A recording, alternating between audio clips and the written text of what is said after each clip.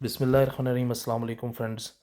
आज का जो टॉपिक है वो care worker and home care visa, जिसे सोशल केयर वर्कर वीज़ा भी कहा जाता है, उसके बारे में है। जिसका इसका ओल्ड कोड 6146 6145 था और न्यू कोड इसका 6136 6135 है।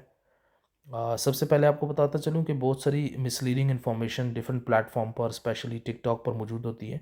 आप ऐसी इन्फॉर्मेशन होती है जिसका हकीकत से कोई ताल्लुक़ नहीं होता। तो अगर आपको किसी भी तरह की इन्फॉर्मेशन जो है वेरीफाई करनी हो, तो आपके लिए बेस्ट होता है कि आप गवर्नमेंट ऑफ़ यूके की ऑफिशियल वेबसाइट पे जाएं और वहाँ से उस इन्फॉर्मेशन को वेरीफाई करें। अब हम बात करेंगे सोशल केयर वर्कर वीज़ा की। जो कौन इस वीज़ा पे अप्लाई कर सकता है, कौन इस वीज़े के लिए एलिजिबल है। तो जो डॉक्टर्स हैं, नर्सेज हैं, हेल्थ प्रोफेशनल्स हैं, adult social and care professionals हैं, वो इस वीज़ा के लिए एलिजिबल हैं, वो इस वीज़ा पे अप्लाई कर सकते हैं।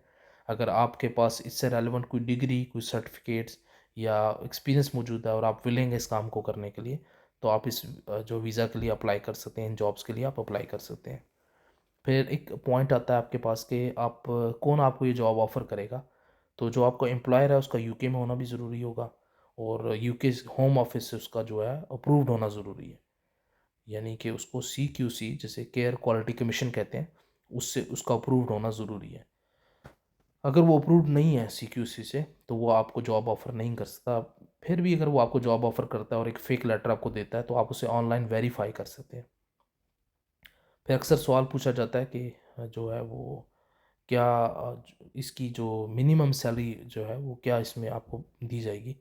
तो पहले इनका जो मिनिमम सैलरी जो थ्रेशोल्ड था, जो इनकी हद थी, वो 20,960 पाउंड थी, जिसे 11 मार्च के बाद इन्होंने बढ़ाकर 23,200 कर दिया। अक्सर केसेस में ऐसा होता है कि आपका जो एम्प्लॉयर होता है वो आपको वो जेन्युइन होता है और वो अप्रूव्ड भी होता है, लेकिन वो आपको जो सैलरी जो पे कर रहा होता है पर ईयर, वो 20,960 पाउंड वो आपको ऑफ़र करता है। तो इस सिचुएशन में होम ऑफिस आपका जो है वीज़ा रिजेक्ट कर देगा, क्योंकि जो minimum salary requirement, salary threshold उन्होंने दिया, वो आपको 23,200 पाउंड है।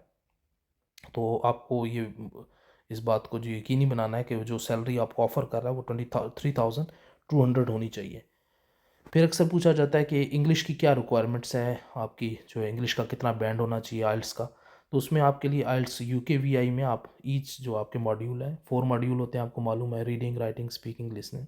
तो ईच में आपका 4 बैंड आना चाहिए, मिनिमम आपका बैंड इतना होना चाहिए, तब आप इसके लिए जो है वो एलिजिबल होंगे। फिर इसमें आपसे पूछा जाता है, अक्सर पूछा हमसे जाता है कि क्या हमें अपने हेल्थ इंश्योरेंस फ़ी पे करनी पड़ेगी। तो इस वीज़ा की एक अच्छी बात है कि इसमें आपको हेल्थ इंश्योरेंस अपना पे नहीं करना पड़ेगा। नहीं तो जो भी एशियन कंट्री से या कहीं से भी यूके आता है, तो उसको अपना हेल्थ इंश्योरेंस पे करनी पड़ती है जब आप यहाँ पर जॉब के लिए आते हैं। लेकिन इस वीज़ा पर आपको अपनी हेल्थ इंश्योरेंस पे नहीं करनी पड़ेगी। फिर अक्सर एक सवाल पूछा जाता है कि हम अपनी फैमिलीज़ को लेकर आ सकते हैं। तो इसमें दो एस्पेक्ट्स हैं इसके। एक ये है कि आपने 11 मार्च के बाद यहाँ पर आ रहे हैं और आपने 11 मार्च के बाद आपको जॉब ऑफ़र लेटर मिला है, तो इस सिचुएशन के अंदर आप अपनी फैमिली को साथ में नहीं ला सकते।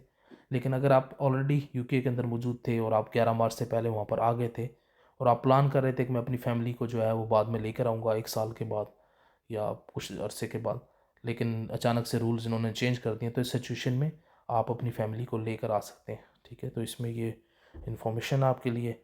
तो कुछ मज़ीद वीडियोस भी इस बारे में मैं अपडेट कर दूंगा आपको, कुछ वीडियोस मैं अपलोड करूंगा जिसमें आपको मज़ीद इन्फॉर्मेशन मिल जाएगी और इंशाल्लाह आपको बेनिफिट होगा इन चीज़ों से। ओके, थैंक यू, अस्सलाम वालेकुम, सी यू।